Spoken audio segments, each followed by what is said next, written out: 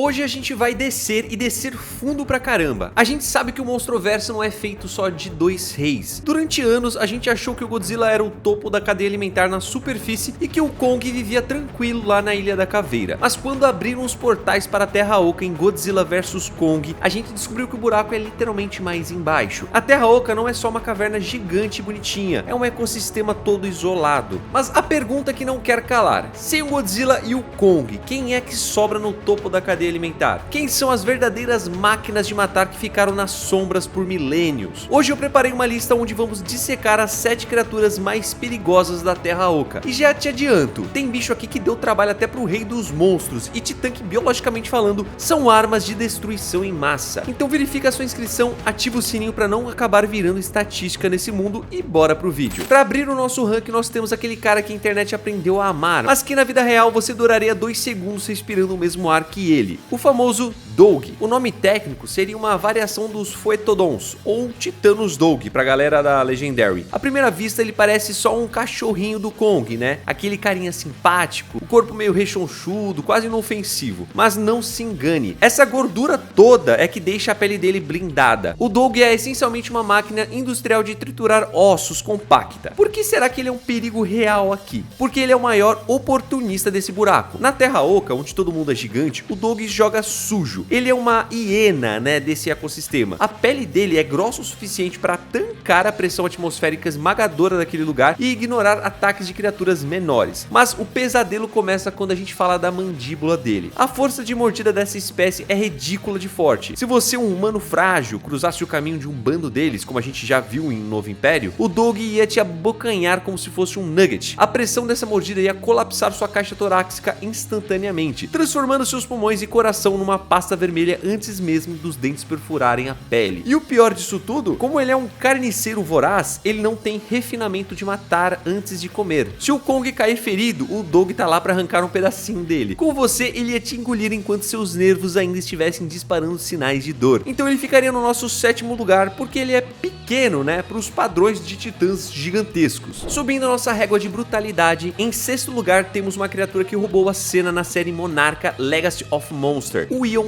Dragon. Esse cara habita a Axis Mundi, aquela zona de transição psicodélica entre a superfície e a Terra Oca. À primeira vista, ele até que é bonitinho, mas essa beleza é só fachada para uma biologia super diferente. As asas dele não funcionam só para voar, elas cortam o ar e a carne como se fossem navalhas gigantes. Se ele conseguir dar um rasante perto de você, a pressão do ar te derruba e a ponta da asa te fatia no meio antes de você ouvir o som. Mas o verdadeiro trunfo desse bicho é o sistema digestivo radioativo. Ele projeta uma substância ionizada, né, que seria uma espécie de vômito de plasma altamente corrosivo. Se essa gosma encostar em você, mano, esquece, você ia morrer sem ar. Ela serve para prender suas presas e conservar para poder se alimentar um tempo depois. E vamos respeitar a audácia desse bicho, né? Ele teve a coragem ou a burrice suprema, né, de chamar o Godzilla pro X1, um mano a mano. Claro que o Godzilla venceu e aplicou um fatality brutal nele. Conseguiu arrancar uma das asas na força, mas o Ion Dragon mostrou muita agressividade. Ele é um predador de emboscada aérea. Na Terra Oca, cheia de cristais e terrenos malucos, ter um bicho desses vindo de cima é uma sentença de morte. Seguindo aqui para o nosso número 5, temos a Fome Infinita. Em 5º lugar, a gente tem a verdadeira praga do Monstroverso, os Skullcrawlers. Ah, mano, mas peraí, eles não são da Ilha da Caveira? Mano, calma lá, gafanhoto. A origem dessa criatura é a Terra Oca, então eles só subiram para a superfície para infernizar a vida dos ancestrais do Kong, mas o berço deles é lá embaixo. E corta essa de pensar naquelas lagartixas pequenas que o Kong pisa sem querer no café da manhã. Aqui eu tô falando da elite, os espécimes alfas, tipo o Hammurabi, aquele pesadelo do filme de 2017, né, ou o infame número 10, aquele grandão vermelho que serviu de saco de pancadas pro Mechagodzilla. O que coloca esse bicho no top 5 é uma habilidade biológica, o hipermetabolismo. Esses bichos são a definição física de fome eterna. Eles queimam calorias tão rápido que o corpo deles está num estado constante de inanição. Eles não caçam por esporte, eles caçam porque se pararem de comer, eles morrem. Isso significa que eles não têm medo, eles não sentem dor e não param nunca. Se você der o azar de topar com um alfa, sua morte vai ser multitarefa. Primeiro, a cauda prensil. Aquilo funciona como uma jiboia anabolizada. Ela ia enrolar no seu corpo e aplicar uma pressão de esmagamento capaz de fazer suas costelas explodirem para dentro, perfurando seus pulmões. E enquanto você tá lá sufocando e com o tórax colapsado, a boca vem. Ao contrário de predadores que matam antes, o Skullcrawler ia começar a te engolir na hora. A chance de você chegar no estômago dele ainda consciente, derretendo no ácido gástrico turbinado dele, é altíssima, meu amigo. Eles não estão aqui de enfeite. Essa espécie dizimou os pais do Kong no passado usando tática de enxame e pura brutalidade. Entrando agora no nosso top 4, né, a brincadeira acabou. Agora a gente começa a falar de criaturas que tem no currículo a quase morte de um titã alfa. Estamos falando dos Warbats, ou pros íntimos, né, os Nozuki. Essas serpentes aladas são os reis do céu na Terra Oca. E vamos jogar limpo aqui. Se não fosse pela intervenção humana daquela nave soltando mísseis na hora H, os créditos de Godzilla vs Kong tinham subido na metade do filme. O Kong ia de arrasta pra cima ali mesmo. O Warbat é letal, misturando a agilidade do voo com força de constrição de uma anaconda titânica. A estratégia dele é simples e sádica. Ele mergulha do céu, te envolve com o corpo e começa a te apertar, mas não é um abraço qualquer. Estamos falando de milhares de toneladas de pressão muscular comprimindo seu tórax. Seus pulmões tentam expandir para puxar o ar, né? Mas encontram uma parede de escamas que não cede nem 1 milímetro. Suas costelas começariam a estalar como gravetos secos, perfurando seus órgãos vitais de dentro para fora. E para garantir que você morra mesmo, ele tem um truque sujo. Ele usa aquelas asas membranosas para cobrir seu rosto. Ou seja, além de estar sendo esmagado, você é asfixiado visualmente e fisicamente, ficando no escuro total enquanto a vida sai do seu corpo. Para qualquer titã que não tenha uma baforada atômica na manga para poder se livrar disso, o Warbat é uma sentença de morte. Agora que o bicho pega de verdade. Vamos para a nossa medalha de bronze, né? O número 3, a escuridão sônica. Se você só assiste aos filmes, talvez nunca tenha ouvido falar desse cara, mas quem manja do universo estendido dos quadrinhos sabe que ele é o terror personificado. Apresento para você o Camazotz, o titã morcego. Esse demônio alado é o vilão principal da HQ Kingdom Kong, e ele veio das profundezas mais abissais da Terra Oca, com um objetivo de vida bem tranquilo: matar o Sol. Mano, é sério, ele quer mergulhar o planeta numa noite eterna para reinar soberano. A habilidade dele vai muito além de força, ele é um general. O Camazotz controla enxames gigantescos de servos menores, criando uma nuvem negra viva que cega e desorienta qualquer um. Se você cair no meio desse enxame, ia ser despedaçado por milhares de dentes pequenos em segundos. Mas o verdadeiro fatality dele é o grito sônico. E não pensa que é só um barulho alto, tá? Não é isso não. É uma arma de destruição em massa. A frequência desse grito é capaz de estourar tímpanos de titãs. Mano, em um ser humano, a física é muito mais cruel. A onda de choque sônica ia fazer seus órgãos internos vibrarem até a ruptura. Seu cérebro ia literalmente liquefazer dentro do crânio e escorrer pelo nariz e ouvido. Seus olhos saltariam das órbitas com a pressão. Você morreria antes mesmo do morcegão encostar a garra em você. Na luta contra o Kong, o Camazotz fez o macaco sangrar muito. Ele é inteligente, tático e usa o cenário a favor dele. O Kong só conseguiu ganhar porque conseguiu arrastar a briga pro chão na força do ódio. Mas se você tá por um acaso passeando lá na Terra Oca, se você é algum doido, né, de fazer isso, e o dia do nada virar noite, mano, nem corre. O Camazotz já te achou. E assim ele ganha a medalha de bronze aqui para o nosso Batman do Inferno. Seguindo para o nosso número 2, temos o Regente Sádico. Chegamos na medalha de prata, meu amigo. O vice-líder, o cara que quase transformou o mundo num picolé gigante em O Novo Império, o Scar King. Muita gente torceu o nariz quando viu ele pela primeira vez, né? O pessoal deve ter pensado, mano, se liga no chassi de grilo desse cara. Ele não aguenta nem 5 minutos de trocação franca com Godzilla na mão. E tá, tecnicamente é verdade. Em força bruta, ele seria amassado, mas o Scar King tá nessa posição por um motivo que vai muito além do músculo: maldade genuína e QI de psicopata. Ele é o primeiro titã da franquia que a gente vê agindo como um animal, mas como um ditador tirânico. Ele não caça pra comer, ele conquista porque acha divertido ver o sofrimento alheio. O estilo de luta dele é sujo. Ele usa aquele chicote bizarro, que aliás é feito de uma coluna vertebral de outro titã, com uma maestria absurda. Imagina levar uma chicotada daquilo. A ponta de um chicote desse tamanho quebraria a barreira do som com facilidade. Se conseguir por um acaso pegar em você, não é só um impacto. A velocidade seria tanta que a carne seria rasgada instantaneamente até o osso, cauterizando o ferimento pelo atrito e te partindo ao meio como se fosse feito de manteiga. Ou então ele poderia enrolar aquilo em você e te puxar com tudo. O tranco ia separar seu crânio da coluna antes que seu cérebro registrasse o que aconteceu com você. Mas o verdadeiro poder dele é o controle. Ele comandava um exército de primatas na base do medo. E o mais assustador disso tudo, ele tinha a coleira na nossa criatura número 1, o Titã capaz de escravizar deuses e usar estratégia para iniciar uma nova era glacial, é uma ameaça existencial. Ele reinou absoluto no inferno da Terra Oca por milênios, exilado, acumulando ódio. Ele é basicamente o Coringa do Monstroverso. Fisicamente pode até quebrar ele, mas se der um segundo de vantagem, ele queima o mundo inteiro e dá risada no final. Medalha de prata para o macaco mais tóxico da história. E agora aqui no nosso primeiríssimo,